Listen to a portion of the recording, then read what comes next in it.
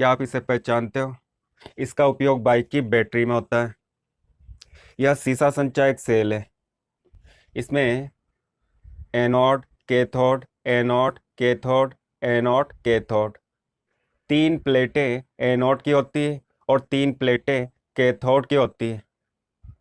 Anode की तीनों प्लेटें इस माइनस वाले टर्मिनल से जुड़ी होती है और कैथोड की तीनों प्लेटें इस प्लस वाले टर्मिनल से जुड़ी होती है। दोस्तों, अक्सर एग्जाम में सेल या बैटरी पर प्रश्न आते हैं और ये प्रश्न सेल की संरचना और रासायनिक अभिक्रियाओं पर आधारित होते हैं। संरचना को लिखना आसान होता है, परंतु रासायनिक अभिक्रियाओं को लिखना कठिन होता है।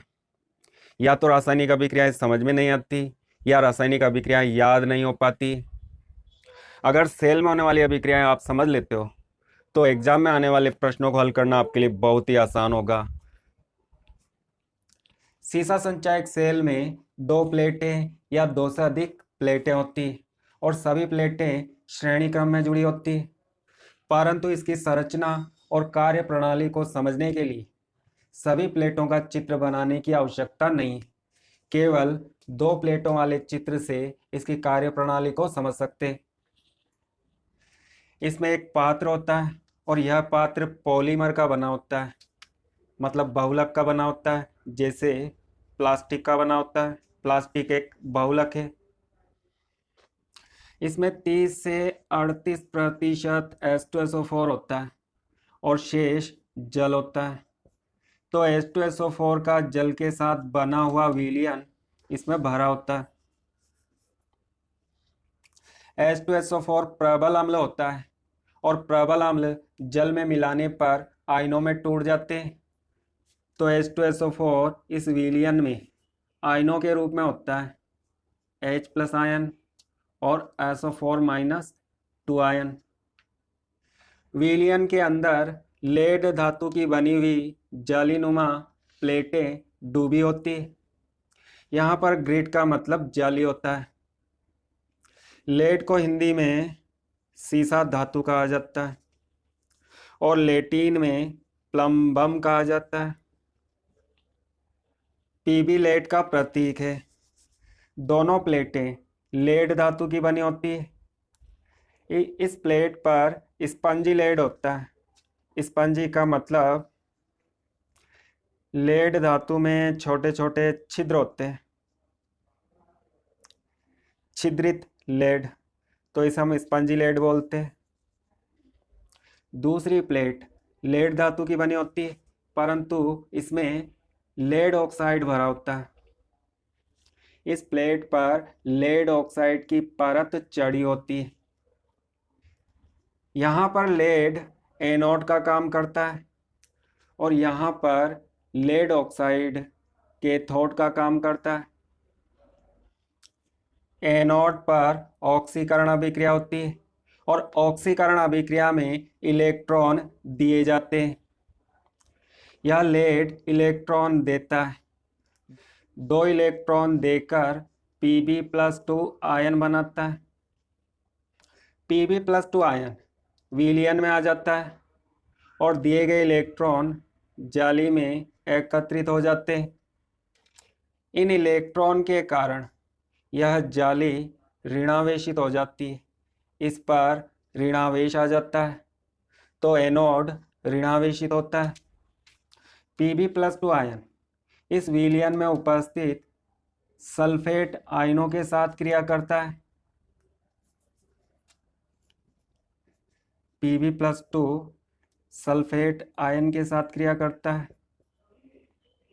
और लेड सल्फेट बनाता है, मतलब PbSO4 बनाता है, लेड सल्फेट। यह लेड सल्फेट इस प्लेट पर जमा हो जाता है। लेड ऑक्साइड कैथोड का काम करता है और कैथोड पर अपचयन अभिक्रिया होती है। अपचयन अभिक्रिया में इलेक्ट्रॉन ग्रहण किए जाते हैं। दोनों प्लेटों को बाहरी परिपथ में बल्ब से जोड़ देते हैं। एनोड पर एकत्रित इलेक्ट्रॉन इस तार से होते हुए बल्ब के अंदर से होते हुए कैथोड पर जाते हैं।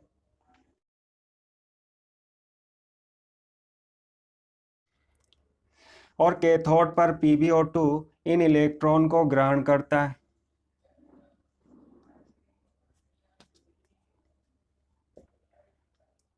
और विलयन में उपस्थित SO4-2 आयनों के साथ क्रिया करता है।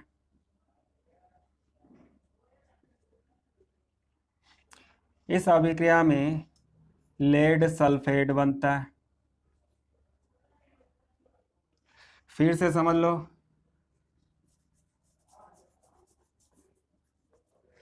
PbO2 2 इलेक्ट्रॉन ग्रहण करता है और विलयन में उपस्थित SO4-2 आयनों से क्रिया करता है।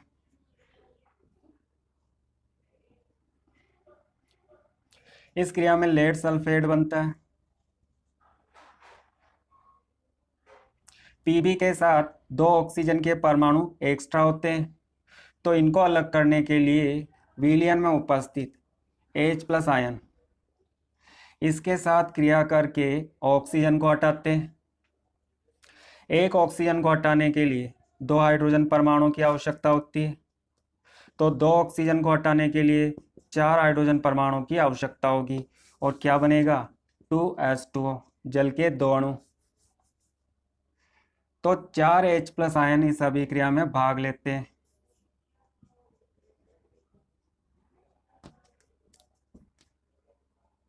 PbSO4 बनता है और साथ में जल के 2 अणु बनते हैं। तो हमें क्या समझ आया? इस प्लेट पर ऑक्सीकरण अभिक्रिया होती है जिसमें इलेक्ट्रॉन दिए जाते हैं और यह प्लेट एनोड का कार्य करती है। इस प्लेट का स्पंजी लेड एनोड का कार्य करता है। दूसरी प्लेट पर अपचयन अभिक्रिया होती है, इसमें इलेक्ट्रॉन ग्रहण किए जाते हैं और इस प्लेट का लेड ऑक्साइड कैथोड का कार्य करता है। क्योंकि यहाँ पर इलेक्ट्रॉन ग्रहण किए जाते हैं तो इस प्लेट पर इलेक्ट्रॉन की कमी हो जाती है और उस कमी को प्लस से दर्शाते हैं। ऑक्सीकरण और अपचयन अभिक्रियाएं साथ साथ होती है। इन अभिक्रियाओं को रेडॉक्स अभिक्रिया कहा जाता है और इन अभिक्रियाओं के कारण दोनों प्लेटें आवेशित हो जाती है। एनोड से इलेक्ट्रॉन कैथोड की ओर जाते हैं। जब किसी चालक तार में इलेक्ट्रॉन गति करते हैं, इलेक्ट्रॉन आवेशित कण होते हैं, तो हम बोल सकते हैं तार में आवेश प्रवाहित होता है। आवेश के प्रवाह की इसी दर को विद्युत धारा कहा जाता है और विद्युत धारा की दिशा कैथोड से एनोड की ओर होती है। इलेक्ट्रॉन के प्रवाहित होने की दिशा एनोड से कैथोड की ओर, जबकि विद्युत धारा की दिशा कैथोड से एनोड की ओर होती है और यह धारा इस बल्ब के तंतु से गुजरती है, तो बल्ब का तंतु चमकने लगता है, बल्ब जल उठता है। जब सेल कार्य करता है, मतलब सेल को उपयोग में लेते हैं, तो सेल को उपयोग में लेते समय सेल निरावेशित होने लगता है। उपयोग में लेने का मतलब है कि हम सेल से विद्युत धारा बाहर निकालते हैं, सेल से विद्युत धारा प्राप्त करते हैं, तो सेल निरावेशित होता है। इस दौरान एनोड पर Pb PbSO4 में बदल जाता है और कैथोड पर PbO2 PbSO4 में बदल जाता है। और जब ये दोनों समाप्त हो जाते हैं तो दोनों प्लेटों पर लेड सल्फेट जमा हो जाता है। इन दोनों अभिक्रियाओं में H2SO4 का उपयोग होता है, मतलब H+ आयन और SO4-2 आयनों का उपयोग होता है। तो धीरे धीरे H2SO4 की मात्रा कम होने लगती है, H2SO4 का घनत्व कम हो जाता है। जब इसका घनत्व बहुत कम हो जाता है तो सेल काम करना बंद कर देता है, मतलब सेल निरावेशित हो जाता है। निरावेशित होने के बाद सेल को पुनः आवेशित किया जाता है।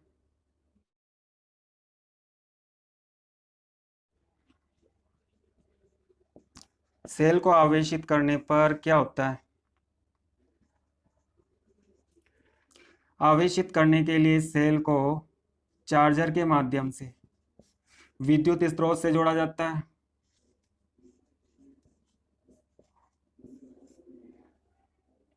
सेल में विद्युत धारा प्रवाहित की जाती है। दोनों प्लेटों पर जमा लेड सल्फेट पुनः Pb और PbO2 बनाता है। एनोड पर PbSO4 Pb में बदल जाता है और कैथोड पर PbSO4 PbO2 में बदल जाता है। निरावेशित होते समय होने वाली अभिक्रियाओं का उल्टा होता है जब सेल को आवेशित किया जाता है। सेल में होने वाली अभिक्रियाएं, सेल में H2SO4 का विलयन भरा होता है। यह प्रबल अम्ल होता है और प्रबल अम्ल जल में घोलने पर पूरी तरह से आयनों में टूट जाते हैं।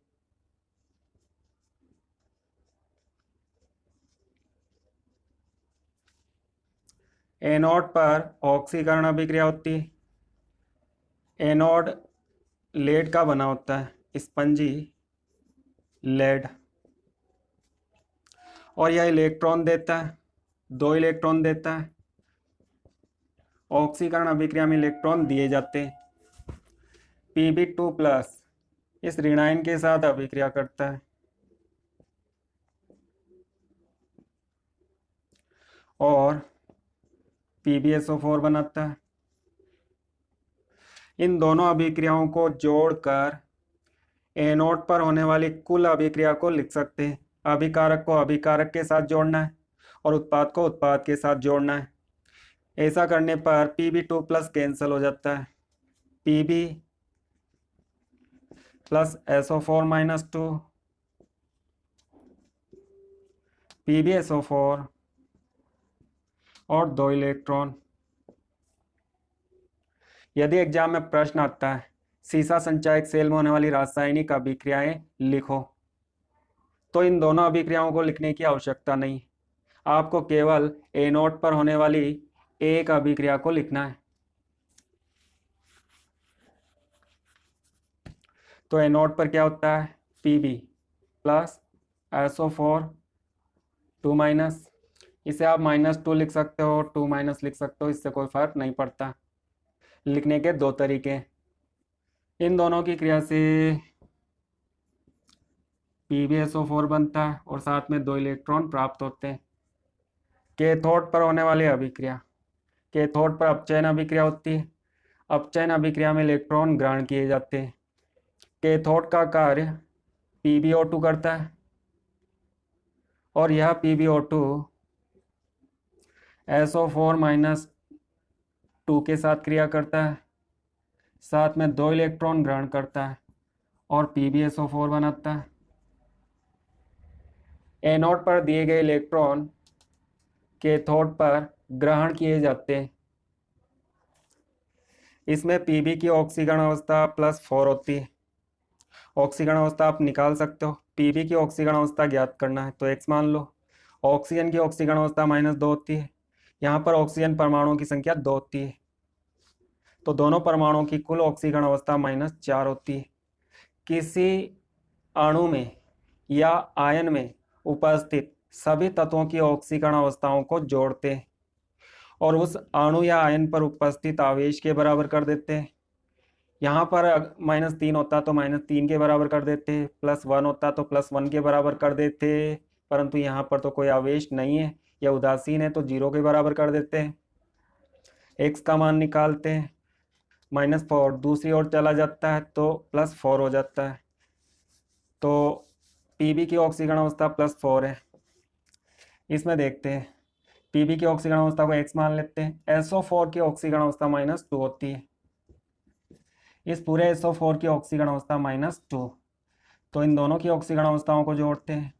उदासीन अणु है, इस पर कोई आवेश नहीं है तो 0 के बराबर कर देते हैं। x का मान निकालते हैं तो +2 आता है। तो इस यौगिक में लेड की ऑक्सीकरण अवस्था +2 होती है। इसमें Pb की ऑक्सीकरण अवस्था 0 होती है, इसमें +2 होती है। जब किसी अभिक्रिया में ऑक्सीकरण अवस्था का मान बढ़ता है तो वह अभिक्रिया ऑक्सीकरण अभिक्रिया होती है, और जब किसी अभिक्रिया में ऑक्सीकरण अवस्था के मान में कमी होती है, ऑक्सीकरण अवस्था +4 से +2 हो जाती है, इसका मतलब ऑक्सीकरण अवस्था में कमी होती है, तो वह अभिक्रिया अपचयन अभिक्रिया होती है। परंतु इस समीकरण में 2 ऑक्सीजन परमाणु एक्स्ट्रा होते हैं, तो इनको अलग करने के लिए सल्फ्यूरिक अम्ल के विलयन में उपस्थित H+ आयन इस अभिक्रिया में भाग लेते हैं। 4 H+ आयन इस अभिक्रिया में भाग लेते हैं।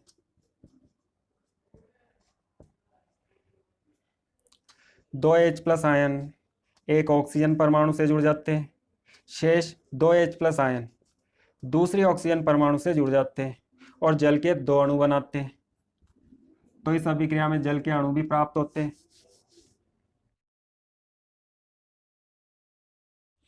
दोनों संतुलित रासायनिक समीकरण है। इसे हम एनोड पर होने वाली ऑक्सीकरण अर्ध अभिक्रिया बोलते हैं और इसे कैथोड पर होने वाली अपचयन अर्ध अभिक्रिया बोलते हैं। तो पूरे सेल में होने वाली अभिक्रिया को कैसे लिखते हैं? पूर्ण सेल अभिक्रिया या रेडॉक्स अभिक्रिया। इन दोनों अभिक्रियाओं को जोड़ते हैं, अभिकारक के साथ अभिकारक को जोड़ते हैं, उत्पाद के साथ उत्पाद को जोड़ते हैं, और जो कैंसल हो जाता है उसे कैंसल कर देते हैं। इसमें इलेक्ट्रॉन दाईं ओर होते हैं, जबकि इसमें इलेक्ट्रॉन बाईं ओर होते हैं, तो दोनों इलेक्ट्रॉन विपरीत दिशा में होते हैं, तो इलेक्ट्रॉन कैंसल कर देते हैं। अभिकारक के साथ अभिकारक को जोड़ते हैं, Pb Pb PbO2 SO4 SO4 मतलब SO4 2 बार है,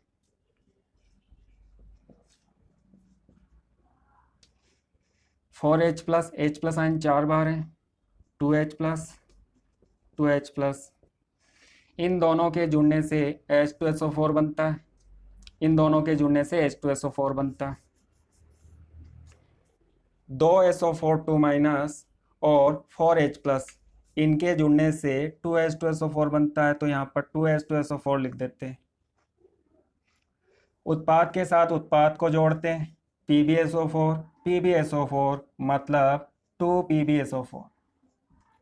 PbSO4 के यहाँ पर 2 अणु हैं, 2H2O,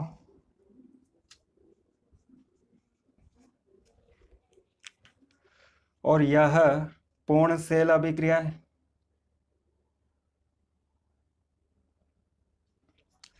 एनोड और कैथोड इन 2 प्लेटों से बना हुआ यह एक सेल है, और एक सेल से लगभग 2 वोल्ट की विद्युत धारा प्राप्त होती है। एक सेल का विद्युत वाहक बल 2 वोल्ट होता है। वोल्टेज बढ़ाने के लिए क्या करना होता है? 3 या 3 से अधिक सेलों को श्रेणी क्रम में जोड़ा जाता है। यहाँ पर केवल 3 सेलों को श्रेणी क्रम में जोड़ा गया है, 1 2 3। Anode cathode, anode cathode, anode cathode. सभी एनोड को हम एक साथ जोड़ देते हैं, तो यह एनोड होगा, और सभी कैथोड को एक साथ जोड़ देते हैं,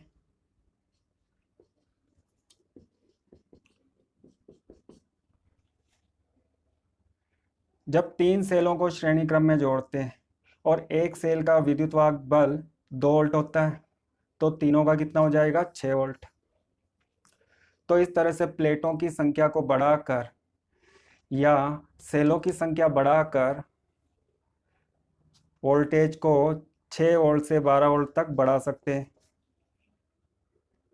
मोटर गाड़ी इनमें छोटी सी बैटरी होती है, और उसका वोल्टेज लगभग 12 वोल्ट होता है।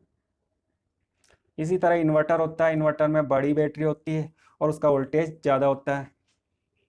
सीसा संचायक सेल की दक्षता, काम करने की क्षमता, दक्षता 80% होती है